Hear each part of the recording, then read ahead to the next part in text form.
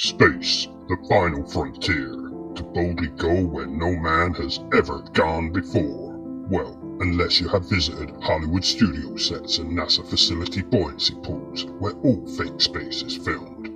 Anyway, with all these supposed aliens that have visited Earth's enclosed system between 1947 and 2023, let me hand you over to the channel that is always smoking up the truth and spitting out the fiction, the lone gunman himself, Smoking Truth TV.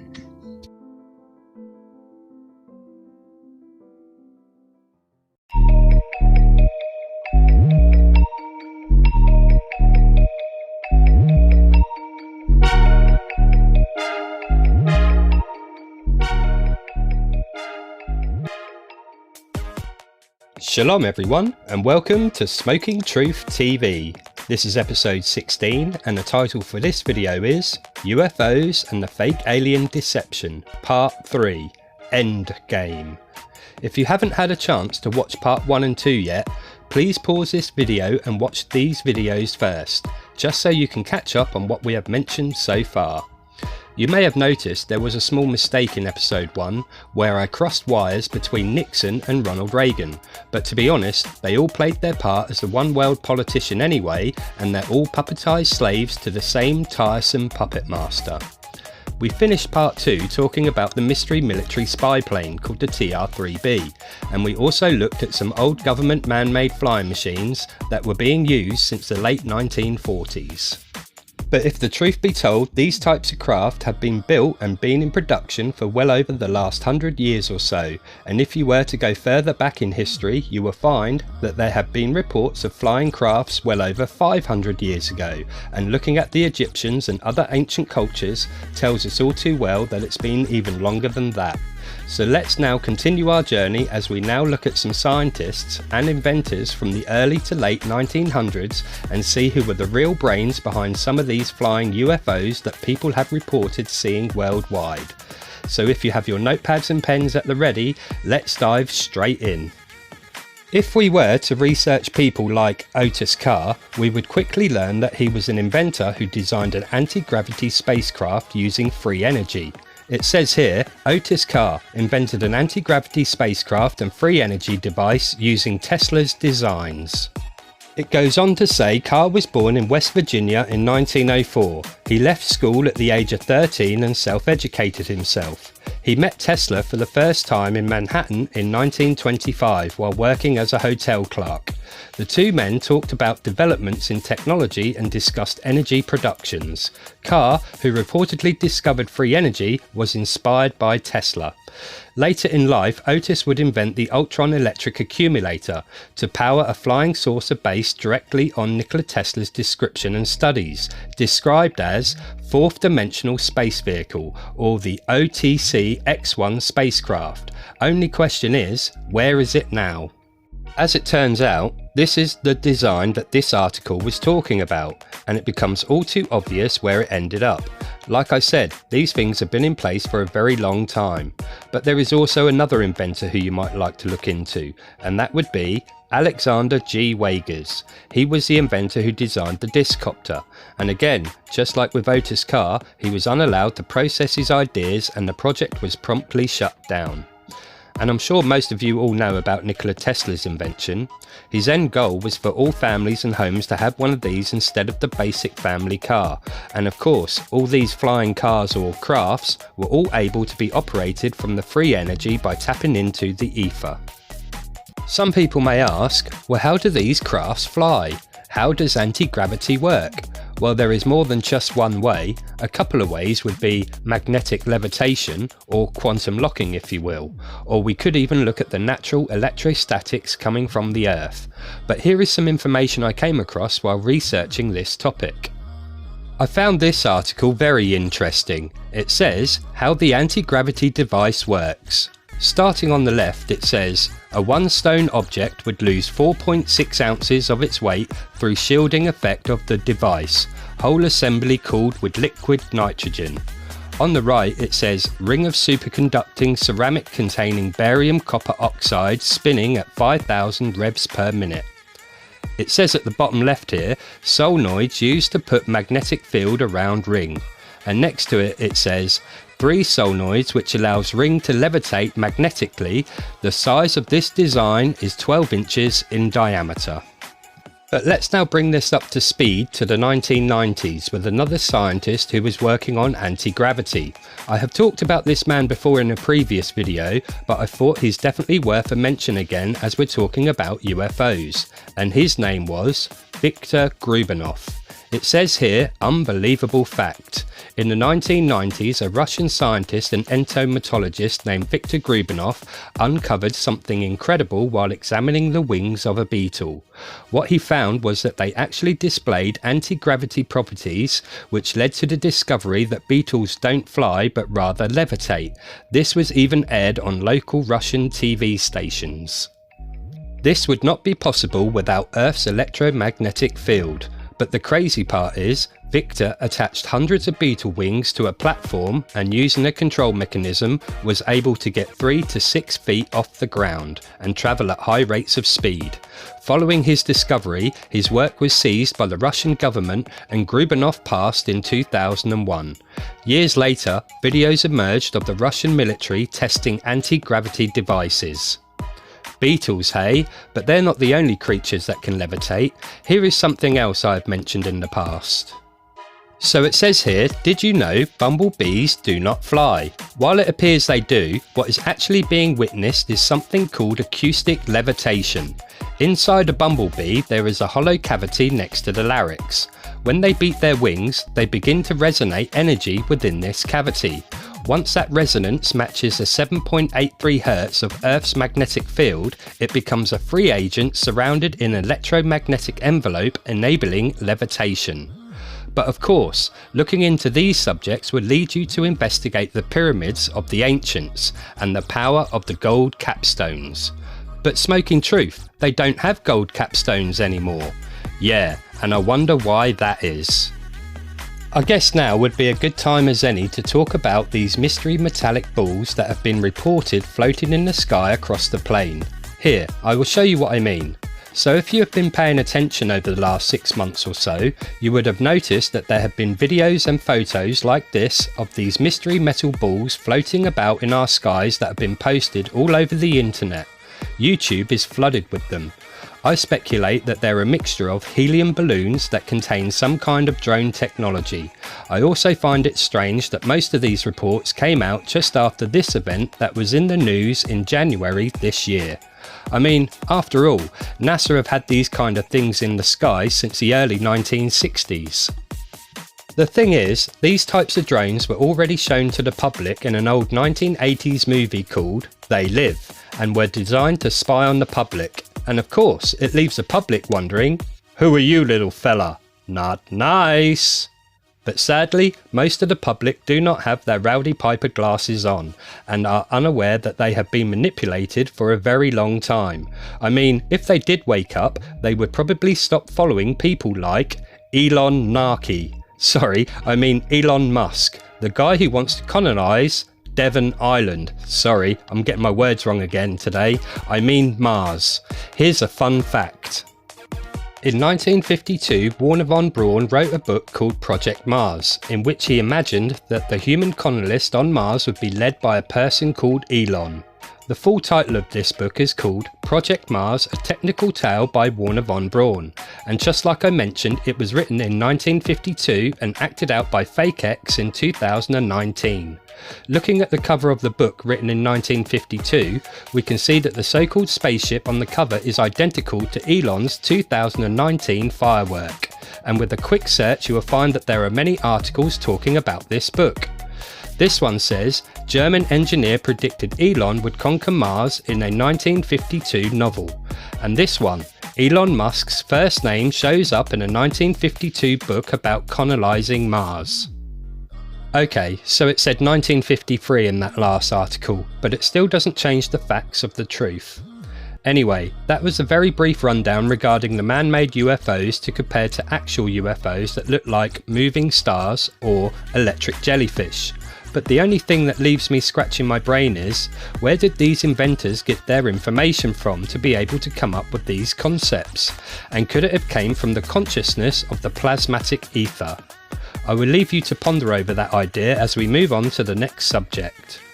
Now this next part only just made it in the video as I only cottoned onto it when a bus passed me while I was out for my daily walk, and what it had posted all over it was Oppenheimer, or we could say Open Prime 666 and 66. And of course, most people already know that 66 means Order 66. Not to get sidetracked, but is there any wonder as to why this movie is being pushed right now? Just to quickly show you what this cipher means and how I came to this conclusion, let me show you the meanings of these two words first before we get into the sixes and this propped up puppet known as Oppenheimer.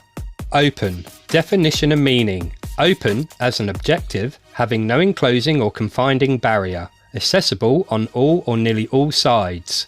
Kinda reminds me of the portals and stargates we talked about, but let's keep going. Prime, as an objective, first or highest in rank or importance. Main pseudonym chief, highest in quality and excellence, and can even mean most desired.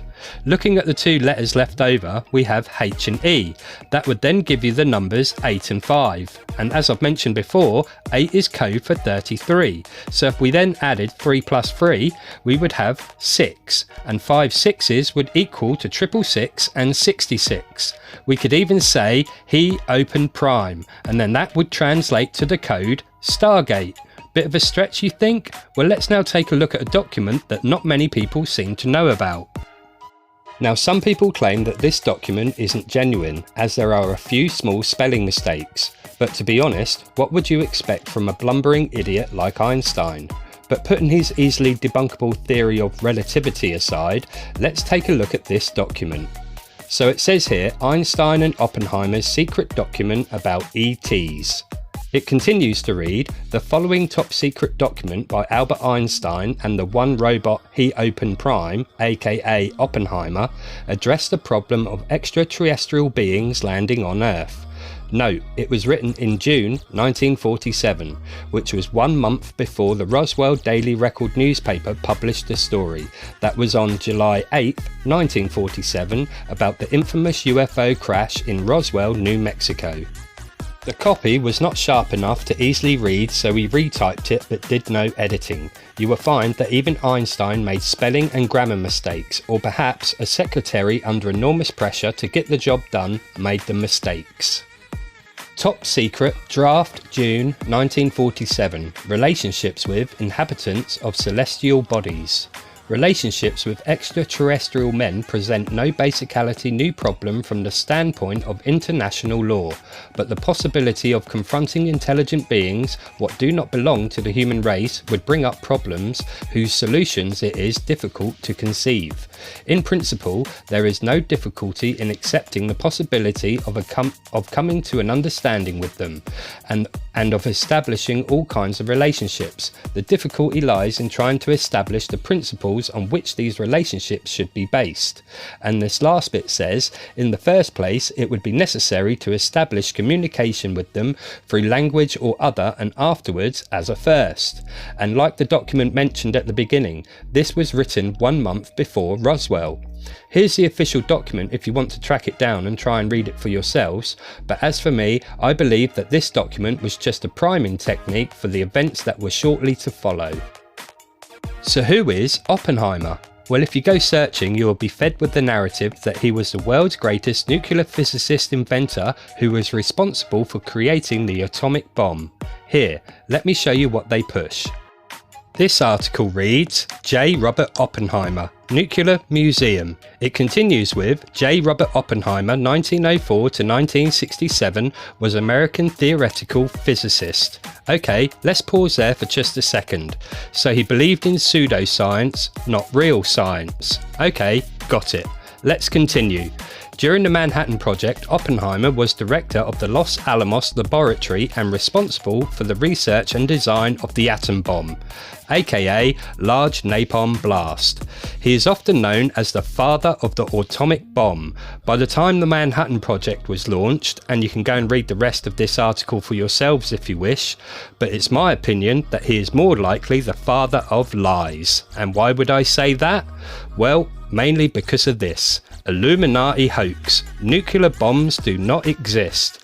Quite seriously, nuclear weapons have never existed. Hiroshima and Nagasaki were only two more horrible urban napalm fire bombings. Less devastating in fact than the one that hit Tokyo 5 months earlier, but repackaged with a fake story of new awesome weapon. This next article comes from reddit.com and it says, nuclear weapons are a hoax. It continues to read, nuclear weapons are fake. You know, people always say, oh, where's the proof? Where's the evidence? But where's the evidence they are real? Bleeping fake testing videos don't count. They admit most of them are fake anyway and are replicas of what happened. So where is it that people get the idea of nuclear bombs? Well, it all comes down to this suspected Freemason, H.G. Wells. Yup, that's right, the same alien-believing space buff who wrote the fictional novel War of the Worlds. But here, I think this picture would clear up most of this. Nuclear war, the myth of atomic weapons. A-bombs were invented by a science fiction writer, H.G. Wells. The top-secret Manhattan Project was a work of fantasy and scaremongering propaganda. The nuclear war hoax was used to sip on money and end World War II. Evidence proves that US dropped napalm carpet firebombs on Hiroshima and Nagasaki. Nukes don't exist. They are a technological impossibility, compressing uranium metal to double density with a neutron in between to ignite an uncontrolled explosion. It's fiction. And do you remember the article I showed you in the previous episode? Let's go over it again. The current satanic power structure in America is still the same one that enslaved humanity with the myth of nuclear bombs. Value in gematria is 7777, meaning the current satanic power structure in America is still the same one that enslaved humanity with the myth of nuclear bombs. Looking at the old video footage they present us with, they claim that the footage was supposedly taken on an old camera, just like this one. They also claim the camera was encased in some kind of metal casing to be able to withstand the shock waves and blast. Also, when viewing these videos, or should I say reenactments, they do indeed look like someone is blasting miniature models with small explosions and fire. I mean, you can go and look at this footage up for yourselves, but to me, most of this so-called footage does indeed look badly faked. I wasn't going to put the whole Oppenheimer-Einstein thing in this video, but as Hollywood was pushing this film right now, I felt compelled to do so. I guess now would be a good time as any to start wrapping their whole planned endgame up. Hold on to your seats, this can be a little rough. I was unaware where to start with this, but as I'm sitting here in thought, we may as well begin with President Eisenhower's 1954 meeting with extraterrestrials, or ancient breakaway civilization humans from inner Earth. This article says, Alien Treaty. Did former US President Eisenhower meet with ETs? It continues to read, the first meeting allegedly took place between Eisenhower and two Nordic-appearing blue-eyed ETs. Despite the fact that the alleged discussions were done in a polite manner, no agreement was reached. The aliens, or demons if you will, supposedly wanted humans to stop nuclear testing, that most of us now know don't exist, and was instead more of a fear-mongering campaign. But they didn't want to give it up. As no agreement was reached, both parties parted ways. And this article says, Eisenhower sold us out to extraterrestrials. Inky speaks Anunnaki. It continues to say, meeting 1 at Murdoch Airfield between February 20th and 21st in 1954, President Eisenhower, his advisors, and 8-foot-high Anunnaki. Demons pretending they're from far-off planets called Nibiru, that just so happens to look like tall Scandinavians, met with Eisenhower. They claim they were Anunnaki, sent from their Anunnaki chief scientist, that some people speculate to be Lucifer himself. After what we found out regarding these 5 men, I would have to come to the conclusion that Eisenhower did indeed make some kind of agreement with these demons of Satan for an exchange of some sort of knowledge and technology, probably to be able to build these types of crafts and to usher in the fake alien invasion. Before we go any further with this, let's look at the word Argathians. So it says here the Argathians being the extreme dark, where they operate by manipulating and spread chaos, death and destruction, all while plotting their revenge, uncaring of inhumane actions they perform or what horrific deeds they commit. And this one says, those that slither in the dark. Fire Emblem. It continues with, Agarthia was an ancient civilization who so this, the children of the goddess, also known as the Nabateans, shared their knowledge with which allowed their people to create highly advanced technology and architecture. If you go looking for photos of the Nordic gods that Eisenhower supposedly met with, you will find that they all tend to look like this, light beings, or like this, fair hair, smooth skin and blue eyes, androgynous humanoid, or you may even come across something like this in your search, and as you can see they are all depicted as blonde haired, blue eyes and look very human like. And if you wanted to confirm what was said regarding Eisenhower's meeting with Lucifer or Satan, then you could confirm that of course with this scripture. 2 Corinthians 11:14, and it says, and no man marvel, for Satan himself is transformed into an angel of light. And transformed in Strong's is number 3345, and it means to transfigure or disguise. To me, all this ties into the government's planned agenda of Project Bluebeam, where they will use holograms, drones and also anti-gravity crafts to usher in their New World Order plan. With all the chemicals they have been spraying in the skies since the early 70s, some people would say, including myself with the research that I've done on these subjects, chemtrails contain strontium barium nobate, which is used for holographic technology, and the sky is one big movie screen. Time to get the popcorn. But the other troubling thing is, the same technology will be used to bring in the Antichrist, and it is my understanding that the name of the Antichrist will come in the name Jesus Christ, and the whole world will see him as one big hologram, and I believe these holograms will be placed over every major city, and every man, woman and child will hear his voice, but he won't be heard out loud on a speaker or anything, rather done by frequencies and signals, and depending on what language you speak, that will be the language you will receive. Kinda makes you wonder what all the poking was about over the last few years, doesn't it? By looking at all the evidence I've shown in these 3 videos, it all seems to link up perfectly together. But hey, what do I know? I'm just some dude looking for the truth. I have no PhD scholarships or doctor's degree or anything like that, and to be honest, I wouldn't want to be sucked into that kind of dogma. I guess the point I'm trying to say is, the only way to find the truth is to go looking for it for yourselves. Yes, I know there will be some people saying, oh, you're just a crazy conspiracy theorist who believes the earth is flat, but let me remind you. The term conspiracy theorist was a term made popular by the CIA to stop critical thinkers from asking questions about the JFK assassinations, in a memo called Countering Criticism of the Warren Report. The CIA set out to make the term conspiracy theorist a weapon to be used against anyone who questioned the government's secret activities and programs. And by also knowing that the Earth is indeed a stationary graphitopical plane where water is always level, and all compasses point to the north, that is the centre, and the south being the outer rim, and also knowing that we are protected from the waters above by a firmament that is described as molten glass, you have to question yourselves, how on Yah's created Earth would these supposable aliens penetrate what no man, missile or rocket has ever been able to do? They haven't even made as much as a tiny scratch. And it would also be wise of you to ask the question, what is the most valuable thing in the world?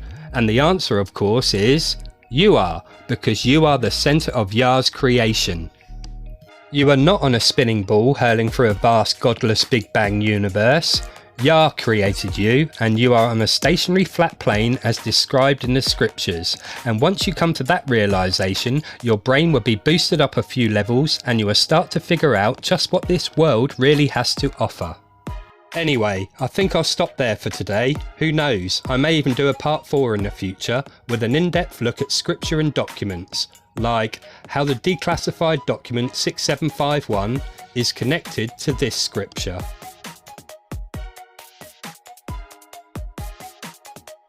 And also see if there's any connection between ether and ether.